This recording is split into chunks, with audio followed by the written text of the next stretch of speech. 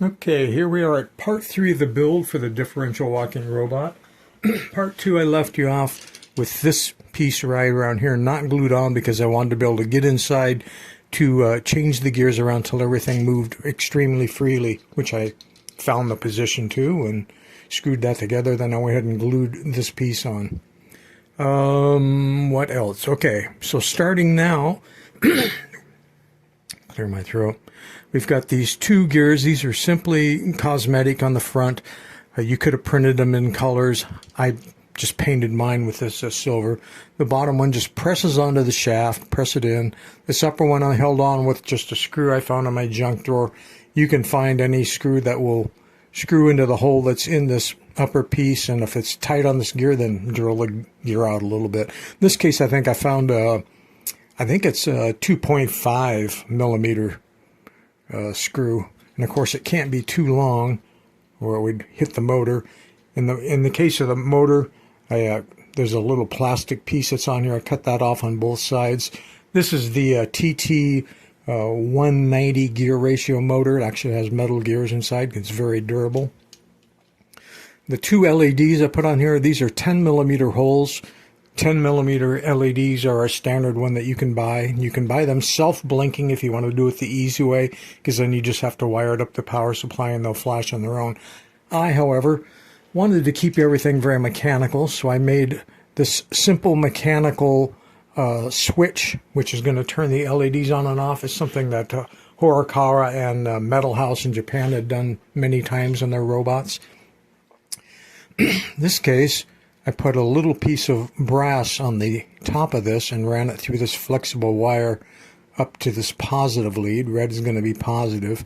And then I have these little brass pieces that can rub, so as this swings back and forth, it'll contact this one or it'll contact that one, and that'll make my lights flash. So on the LEDs, your shorter leg or your flat spot is your negative. So I brought both negatives together. Then I took a current limiting resistor off that to ground. In this case, I found a 150 ohm resistor laying around, which is fine. I'd say anything between 100 ohms and 270 ohms would be fine on this. And the motor polarity really doesn't matter. The robot's going to walk no matter which way you hooked them up. But as soon as you start bringing LEDs and things in that have a polarity, then it matters. So I went ahead and put some leads on here just so we could keep polarity straight. Red's going to be my positive. So I brought that down to the motor. It goes to that white wire. It goes up to this piece of brass right here that's going to be moving back and forth. Black's my negative. Comes to the motor. Goes through the current limiting resistor to both LEDs. So when we put voltage on here, we should see the LEDs flash back and forth as this moves. Let's go ahead and take a look at that.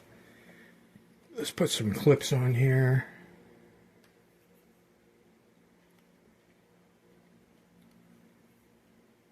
This is the back piece of the body that's going to be pushed on shortly. I'm going to load this up with some batteries. Before I do, I thought I'd show you that these battery holders normally come with a place to put screws. So again, I just found some junk box screws that would screw through the battery holder into this. I positioned the holder so that when this friction fit battery cover goes on, that it wouldn't stick up above that or below this, just for cosmetic reasons. And it could fit tight depending on which battery holder you have. Anyway, I screwed mine on. I also put some E6000 glue on the backside. Then I came in with the nippers, and especially this lower one just nipped off however much extra that screw was sticking out, because it could end up hitting on there if you don't. Let's load this up. For the slide switch, I'm using the standard slide switch that I like to use. It simply has mounting holes 19 millimeters apart. Not only is this slide switch, it's called a dual pole, dual throw, meaning there's basically 2 switches there. You have 3 terminals on the top and 3 terminals on the bottom. Your center's your common, so depending on whether you slide it to the left or slide it to the right, it's going to make different connections. But the nice thing about a double pole, double throw is it gives me a place simply to tie my wires.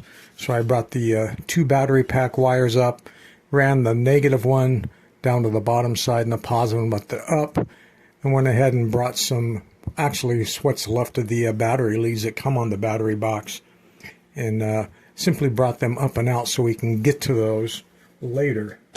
So let's hook our clips up.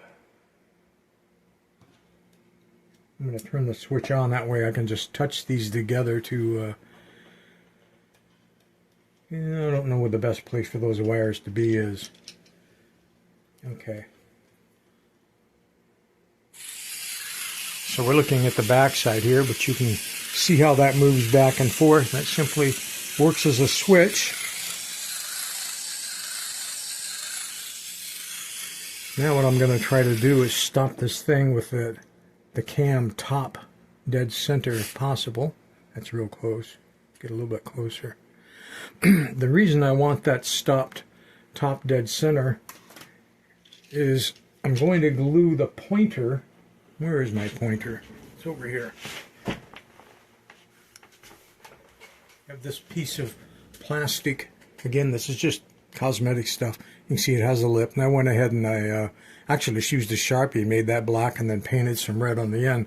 But it's going to glue onto this piece down here, and when I glue it on, I kind of want it pointing straight up because I know I stopped the motor dead center. And I didn't pre-prep my glue. Not thinking ahead enough today. Let's unclog the nozzle here. There we go. Alright. Let's just put a little bit, which is all that's really left in this thing is a little bit. I've dropped the cap to the glue. It's always something, isn't it? Okay.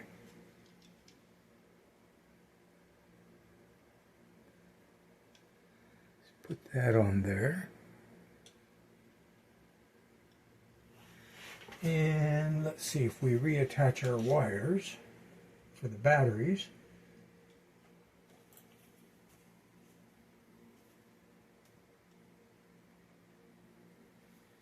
That. And of course, if I don't hold it, it's going to walk off.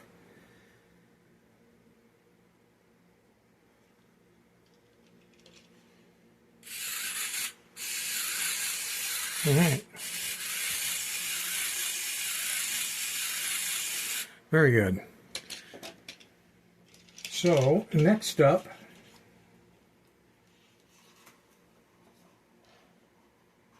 would be taking this whole backpack piece, and I'm going to pass these wires up so all the wires are sticking up out the top.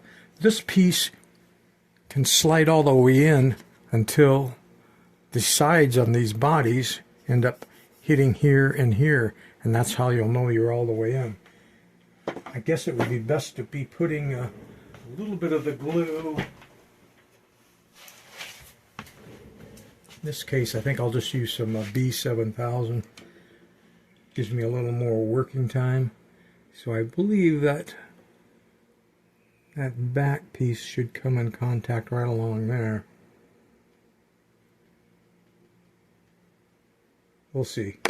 If I'm remembering wrong, we'll glue it again. Alright, let's get those. How can I hold this? Let's get these wires tucked up. Like so. So we can get to them.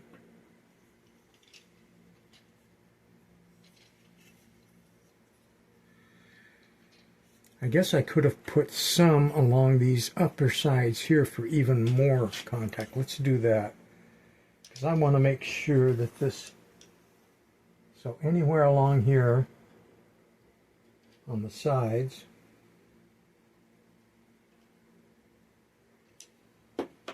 would be good. Kind of made a little bit of a mess of it there, but not bad. This doesn't set up as fast, so it may not have been the best glue to choose for filming. I'm trying to put the end in the cap of the glue with one hand. So where we're at now is, once that was glued and put on, I could put a few little drops of glue on this piece on the side, because it's just going to press all the way on like that to finish off that part of the look. And of course, the cover on the battery pack just is a friction fit, like so.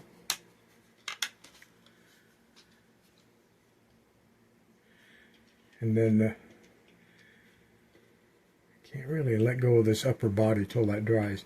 But basically I would be connecting red to red and black to black, and leave the wire sticking up for now, because we're going to need to tap into those for the next part of the build, which brings us to the arm movement, head movement, the upper motor, if you will, all of that good stuff.